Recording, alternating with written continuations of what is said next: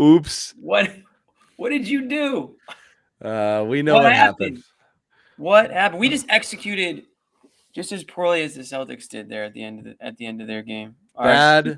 Bad late game execution. Bad late game execution. Go back and look at the tape, and you can see it on Bobby Manning's face.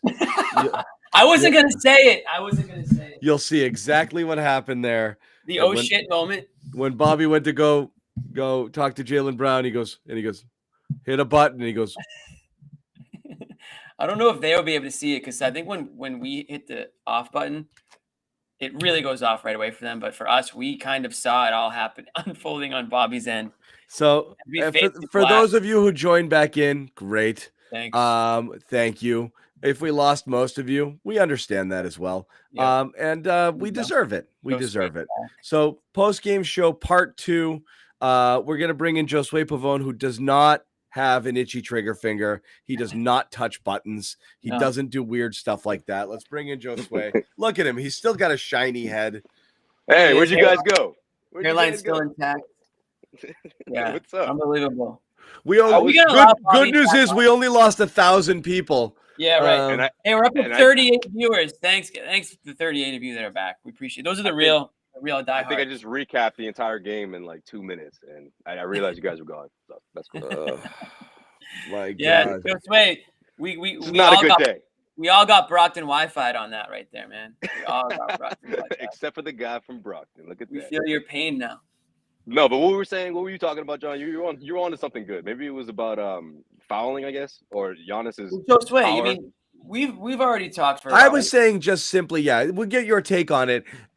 We get that this is par for the course with Giannis, and all of us, Jimmy, Sherrod, and I, refuse to go like officials cost them the game. But the officiating is garbage because they just don't know what they're going to call a foul versus not call a foul. And it's impossible to play under those circumstances. So again, that's why they were frustrated. They're like, what is it? What is the foul? Like the guy's got, and Ame was saying, like, what does the guy have to go down? It was bad. Yeah, the inconsistency makes it hard. And that's what people were talking about.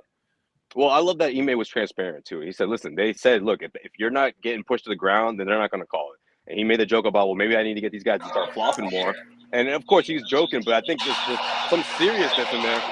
Oh, Sherrod. So gotta mute you there. Sorry, that was what video you watching over there?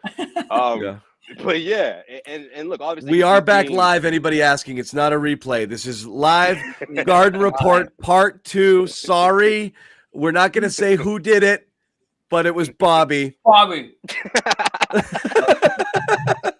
Bobby killed our stream. And he texted us. I love how we figured it out. Yeah, and then he texted us going, "Hey guys, sorry, I did a bad thing." John goes, "I know. We all know. We know, buddy. We know. We know what you did. We know what you did." And he's got to do the rest of He's got to do the rest of the show like this. Okay, hands behind his back.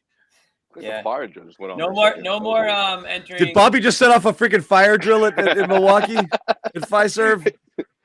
Did you hear that? Maybe it's just out here. I don't know what that was, but all the lights flashing for 2 seconds. Bobby.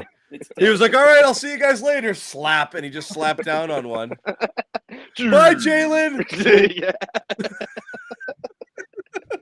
But yeah, look. Anyway, Sherrod, I'm unmuting. Are you okay again? Okay, not again. Okay, good. Yeah, the way this game was officiated was just it's getting ridiculous, you know. And the Celtics played around that, and all that had to do with, in my opinion, with Al Horford. The Celtics don't come back without him, and what he did on both ends, and you know that game winning layup, you know, when they waved it off, I was like, from the second it went in, I was like, that was just too little, too late. But like Al mentioned after the game, you know, they had a few chances at that. You know, they had their hand on the ball a couple of times there, but that was just a tough play, and that's just the position that the Celtics put themselves in. But believe it or not, guys, though, I feel like that fourth quarter, if you're the Celtics, it's encouraging because you have to think about, you know, how bad Tatum was offensively. You have to think about how they were able to come back as fast as they did. Shit, they scored more points in the first 4.5 minutes in that fourth quarter than they did in the entire third quarter. So obviously, coming out of halftime, they have to make that adjustment of not just letting the Bucks just walk all over them the way they did in that third quarter. But also, I just think, at the end of the day, the way this game played out, it shows a little bit of weakness from the Milwaukee Bucks. You know, it was funny because Bobby turned to me, you know, under a minute to go. He's like, I don't see how the Celtics can pull this one out. And I'm like, well, if they keep turning to other guys not named Giannis, then they're going to give themselves a shot there. But then Giannis made the play that he needed to that he needed to make. And, that was big, of course. But the Celtics, it was just too little too late at the end, man. It just can't be all Al. It can't be them getting out of their game because they're not getting the calls. And, we saw, I don't know if you guys saw that on the TV, picked it up, but Ime getting into it with not getting into it, but just kind of telling Grant Williams to not go down that lane. Did they show that? They showed that on TV? Yeah. You could see it. He came down and right at that timeout and he came into the frame. They didn't hang on it. But right after that, he's like, shut up, get back. Because he sat there and he backpedaled. And he's talking to the ref, and then he realized it. Sprints to the corner, too late on that, and boom, a three. Tatum had one later too.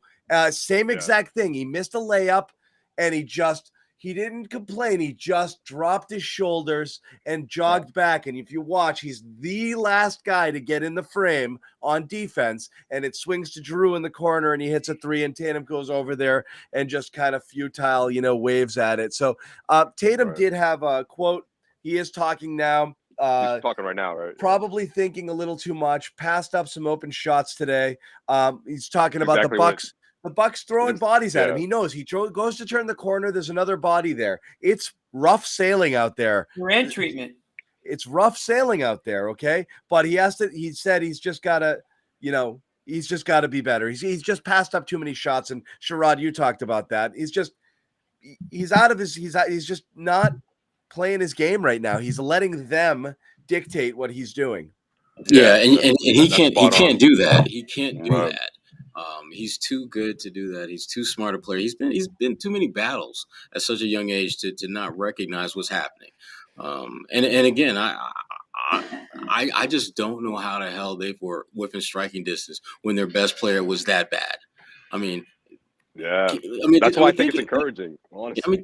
Think about how Milwaukee would be if Giannis played took 19 shots and had 10 points total. They'd lose. Yeah, they'd be playing Gino here. That's how bad it would be. So, it's encouraging, but the bottom line is you got to play better, and it's not going to get any easier. It's going to be a physical series. It should be a physical series. I like that.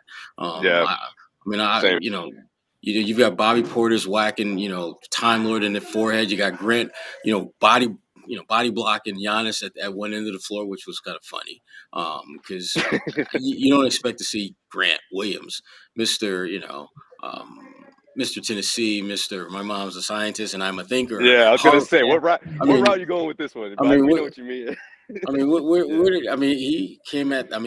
was really an enforcer, which I thought was really good to see because they need guys like that. The hip check that he gave Grayson Allen that just sent him flying after Grayson had, going for a loose ball had knocked Tatum down. Little things like that. It may not seem like that big a deal, but you're sending messages, and that's important in this league, particularly when you're a young guy like Grant.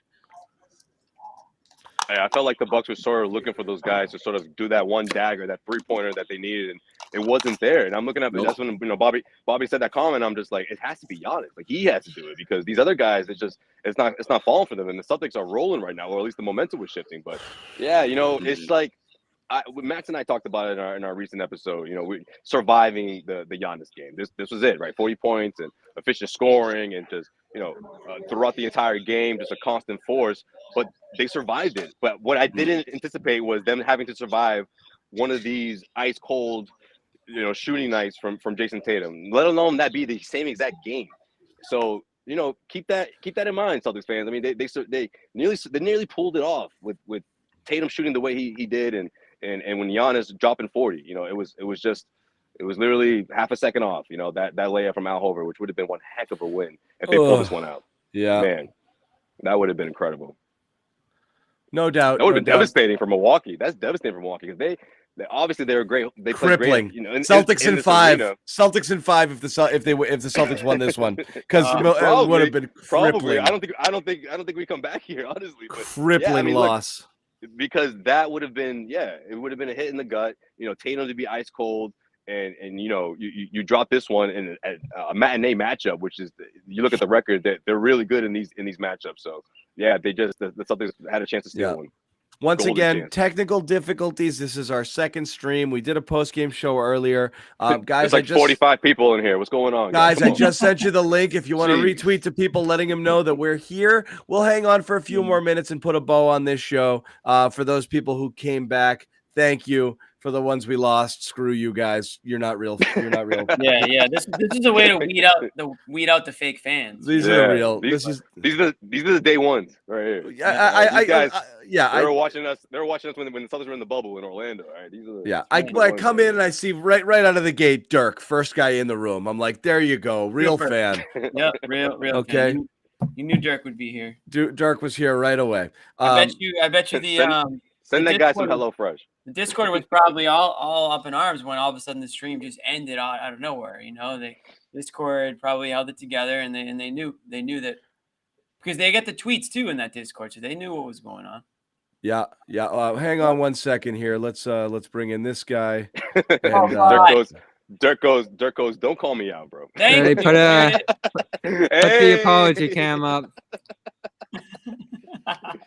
What were you penning over there, Bobby? What were you penning? Let's read that letter you just wrote. I feel like I'm on the podium after the loss. I don't know what to say. I knew Bobby, the second I did it happened? too. What happened? And that final moment before you left the broadcast. What happened there? Take us through it. I knew the second I did it, I was like, oh no, there's no going back from that. But we're building up. I'm already seeing the numbers rise here. So let's momentum into the. It's all good. It's still early. It's still early. It's all good. It's all good. No. We keep the apology what is this? We keep the apology cam on Bobby until we reach 500 viewers. All right. You got to stay on Bobby until we. That's fine. It's fine. He's suffered enough. He's suffered enough. No, I'm just put flowers back up. That's what Celtics fans want after every loss. They want. That was Nick's first design. I was like, nah, we're not going to go with flowers. Yeah. Mother's Day flowers. Yep, that was the Mother's Day thing. Mother's Day flowers. Yeah, that's for the moms out there. Yeah. Although we did say at the top of our first show that Mother's Day was canceled. The Celtics ruined our weekend. And Mom wouldn't want to see us tomorrow in the mood that we were in right after that loss. Yeah, Mom's not watching Monday night. She's pissed. She's mad. That's right. I literally just did a second stream for the apology cam. We're gonna go now. No, Bobby. Bobby Tatum was in there and he was talking about they got to him and he's in his own head. He's thinking too much. He's passing up good shots. That's what killed me the most is he's getting into places where he could rise up and shoot and he's just not doing it. He's getting into the lane and he's passing. He's all out of sorts right now. I think having a tough time getting to the rim in the first game or two has really messed with him. Yeah, because he loses that outlet to his game. That was the space where he could make passes from. It was a place where he could steadily finish or draw free throws. And instead, he's getting caught in between. And that mid-ranger is sort of a game that he's trying to phase out of his arsenal a little bit here. Nah, it's sexy. Bring it back. Yeah. That's not one that he wants to in the habit of bringing back. And so much of the way he's played, Jalen's played this year, it's been building habits. And the way the Bucks defend works against that. You want to shoot a lot of jump shots. You want to be aggressive and get those shots off when you have this there. And I'm startled in this game. I believe I just saw the number that Wes Matthews held him to. Oh, no, that was just his total shooting line for the game was the 419. But Wes Matthews and a primary role on him causing a bunch of trouble. And listen, John, I picked the Celtics in 7 coming into this. The amount of things I'm starting to see stack against them in this series is getting really concerning because one of the biggest advantages I thought they had were those wing matchups. They're going to find a matchup because you knew Holiday was going to be on one of the two, and they should be able to hunt that matchup, whether it was Grayson Allen or Wes Matthews. And Tatum allowed himself to get eaten up by Wes Matthews tonight, which is crazy. I did not expect that. There's help, but he's getting help, though. There's help, no doubt. But you know what helped also, and I don't know if maybe it's just me, if you guys noticed this, but I saw a handful of possessions where I feel like they've shifted their defense, where they're starting to letting Rob roam a bit, right? Like he's getting those easy dunks, he's getting those those looks down low, but I feel like they're sort of letting him roam a bit because they're applying more pressure on Jayson Tatum. Like everyone's sort of switching in that space, and they're sort of giving him a bit of an island there. Obviously, when he gets the ball in his hand, they capitalize, and most of the time they were late, but they're sort of living with that. I thought that was one of the many adjustments that Budenholzer made, in Game 3. Yeah, for Yep. sure. And I think it almost worked to their benefit that they ended up having foul trouble for Lopez because they got him out of the game for that stretch where they had Connaughton, He was Portis, constantly late. Yeah. Portis, Giannis. It was a much more versatile lineup that they had out there after that with Matthews and Holiday. Defensively, they were able to match up around the perimeter with that group, and they were able to spread the Celtics out in those lineups too. Giannis dishing to open guys again and again on the offensive end. And defensively, Tatum's just going to be better. That's what he said in the press conference. Like, he's getting the right balance, game in and game out of passing and shooting. This was just one slip up for him where he was overthinking, caught in between, hesitating to shoot, and really just completely out of this game for most of it. That possession really rallying, and he just forced up a shot, pushing off of Matthews. Started pushing off throughout that second half of separation. He got in his own head and he started playing sloppy. He wasn't really in the flow of the offense. And listen, I know this is interesting coming from this show, but thank the Lord for Jaylen, right? Taking control of the offense late and putting He was themselves big. in positions to score. All right. Good night. He took over. Fourth quarter Jaylen. That's what you wanted to see. Let me guess. This is the first time Jalen's been mentioned. No, in that, right? we gave him tons of credit because I even cited Bobby because What needed a sequel? He needed a sequel to get. No, I'm just messing around. I brought up something Bobby brings up, which is one of the things, Jaylen does a couple things consistently is there is that big first quarter, or when the offense stagnates and they can't hit from the outside, he starts to get into the paint and gets them those easy looks, or he got to the free throw line a little bit, and they need that badly. And that was that really keyed the turnaround. Al, who was probably the most consistently good player all night. Wow, where did that come from? Start to finish, but Jaylen was a key to that fourth quarter comeback. Without him, they're not even in the ball game, so you're not even having the discussion. He was huge there, no question about it.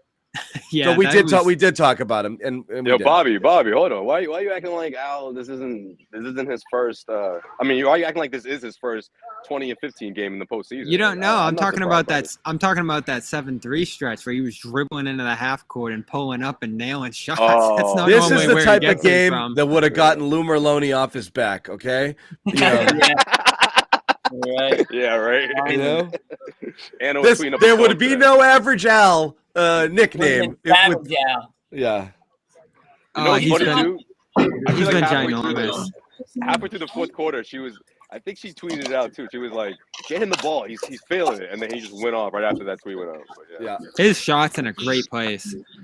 It is. You know what? And again, I'm not sure if you see anything different with the release. It looks like he's got less chicken wing than before. It looks like he's a little, you know what I mean? He's got that weird, ugly kind of thing. It looks like he's brought it in a little bit. It looks more compact. It looks a little bit cleaner.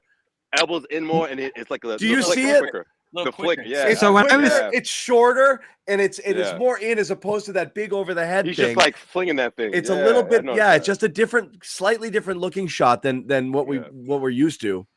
The way it was described to me, and I talked to the guy who helped him develop his shot early on in his life, is it's more of a set shot.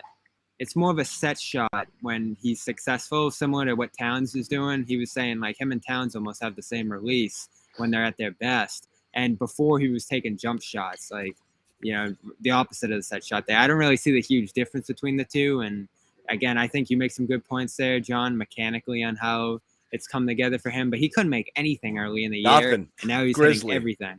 Yeah. It's unreal. But he's the MVP of the series for Boston so far, the work he's doing on Giannis. Especially because Rob contributing offensively. Because Rob hasn't been great at all. And I think that they need Al like crazy. We talked about Al. I think Milwaukee knows that about Rob. That's what I think too. I think they're like, this guy is nowhere near 100%. Let's just let him, He's not. He's out of rhythm. And when you get a body into him, I feel like he loses about a foot off his vertical, and he's not challenging at all. So when they're physical with him, he's just not contesting. Right. At all. That's why I think I wouldn't be shocked if the Budenholzer's assistants were like, well, he's going to give up a bunch of these. We're going to give up these alley-oops. He's like, so what? Let's add more pressure to Tatum and shut him down, And I think that it worked in this game. It worked in game 3.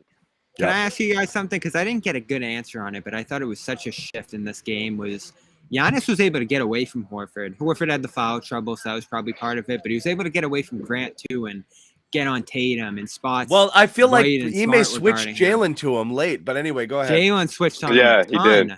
A ton. Yeah. That was the Celtics, right? Giving that up. The Celtics wanted that. I think they wanted Jalen out on him. I don't know if they wanted to bother him a little bit more before he got ahead of steam, but that looked like a strategy, not something that Milwaukee was hunting. But what was the question? What do you want to ask? I was just wondering how he got all those different matchups when the plan in game 2 was to have Grant Horford on an island there. Yeah. The switches killed Boston in those spots because he can just bowl through the wings. There's no resistance there whatsoever. So I know they want to mix up the looks on him and keep him off on his toes, but when you want to just stick with what worked until it stops working, I didn't love that move in this game. I thought that was a big reason they lost. Yeah, they started switching on him. I don't know, because maybe he had it going, and they were trying something different. I don't know if it's individual foul trouble too, because their bench is so short right now. And when Grant's stacking up fouls, you had to be careful about who you had there. So you maybe started to play the switch game a little bit. I'm not really sure what the strategy was behind that. Ime told me it was a little bit of both. He was able to force some of those. They gave up some of them. Not really some strong answers there on what's shifted, but I love what they did on game. I love what they did on game 2 on him. I thought that was the sweet spot, but nothing's going to last for long, I guess, is thinking that. I still like playing him straight up, and you live with whatever you have there. Again, nobody on Milwaukee, without Middleton out there, there's just nobody out there who, fine, Connaughton will knock down some shots. Jrue Holiday's not a high percentage shooter too. I'm willing to give up what he's going to get from the outside as well. I mean, he's a good ball player, but like, you're just not really worried about getting beat by anybody else on the Bucks right now. It's true, and you forgot to mention too, John. Grayson Allen is still seeing Jalen in his nightmares. So yeah, I don't know where he no is. show. You know? Connaughton airballed. He didn't show up at all today. When the Celtics turned up the D late, nobody on the Bucks wanted it. Anything to do with getting a shot off. They're looking at the scoreboard like, is this game over? Like they were just trying to keep that lead as long as they could. They're like, man, this quarter just won't end. The Celtics put the clamps down in the fourth there, and nobody wanted anything to do with any of it. They did not want that. I'm so torn on this series right now. Like you start checking off. You start checking off the boxes on both sides, Josue. It's like, the Bucks are really struggling in the half court, and Boston's got these matchups on Giannis that are great, but at the same time, the Celtics get stagnant. They start missing a lot of shots, and the Bucks get out in transition, and all of a sudden they're killing them there. The fouling is starting to go against Boston now, and that's stacking up against them. Giannis is getting a great whistle. He's figuring it out. So much stuff just goes back and forth between these two, and this is why I was terrified coming into the series. Because I think Boston's in position to win this series, but you see again tonight, if they play below their level at all, the Bucks will blow by them. And that's what's going to happen in the series. They have to play well below it, though. That's what I think is like what you've seen here is, look, part of it is Milwaukee making you play bad, and they get absolute credit for that. They make it hard, but the Celtics played. But they couldn't knock out the Celtics. They can't knock them down. That's a huge You look at thing games Boston's 1 and 3, favor. and you're like, okay, if they make it brutally difficult for the Celtics, they'll sneak by. But the Celtics blew their doors off in game 2 when they played a good game. So it's just a matter of what each game is a new one. I mean, the possibilities are there in both directions. You just feel that the Celtics A game beats the Bucks A game. You just don't know if they're going to be able to bring it. But that's still how I feel watching the game. But again, it's not surprising. Milwaukee comes out and the game has the same flow as this game in game 4. It wouldn't be shocking. It's just, I still think the Celtics A game beats the Bucks A game right now without Middleton. Yeah, I'm with you. Yeah. I'm with you. I think that's sort of the elephant in the room here, and especially when you look at the Bucks sort of trying to find that or putting guys into that role, right? Whether it's a little bit of Jrue Holiday, it's been a lot of the time, or in game 1, guys off the bench and shooters just sort of combining to make that production, but it's not sustainable. Like it's not something that they can rely on throughout the course of the series. That's the big difference here. And look, again, like for Tatum to perform the way he did, I don't think you see that in game 4.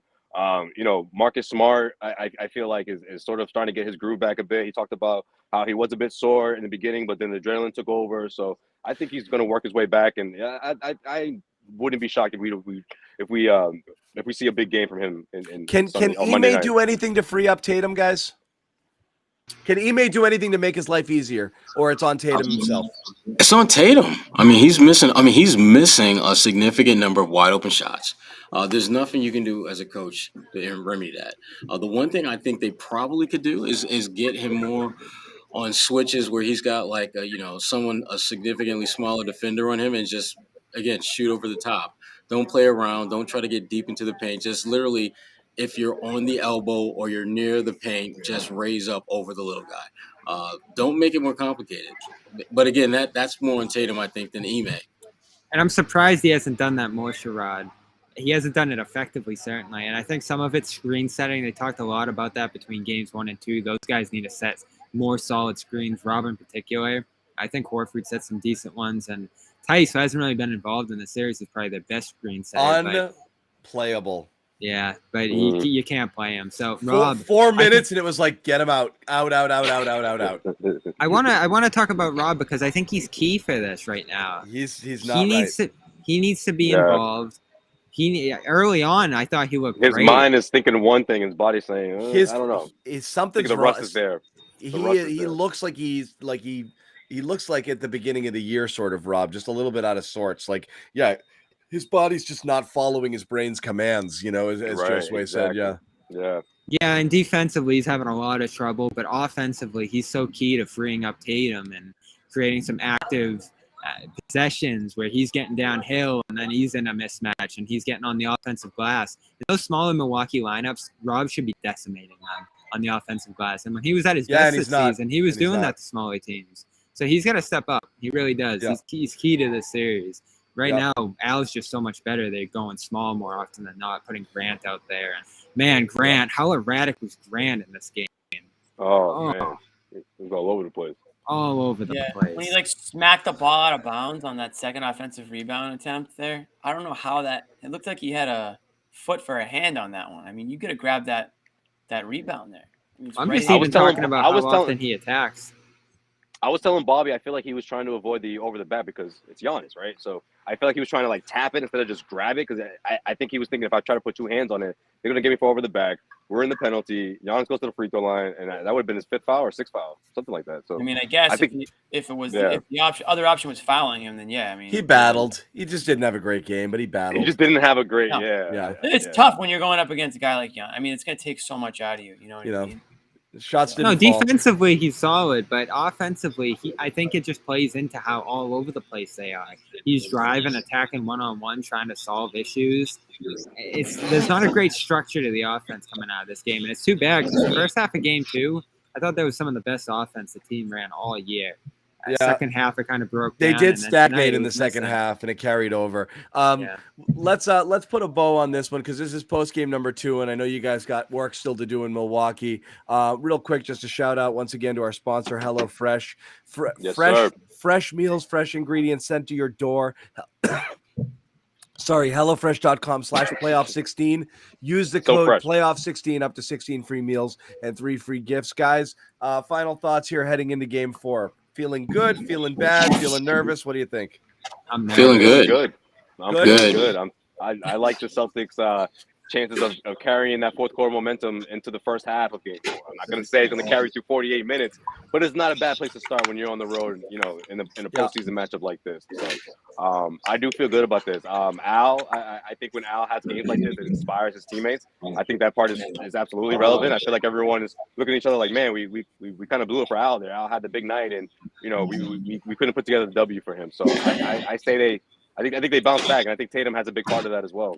All right. He has to. Yeah. He has to. Because, Al gave you 39 plus minutes, and with such a quick turnaround, he's not going to give you 22, 16, and 5 like he did tonight. So they need Tatum to be top 5 Tatum.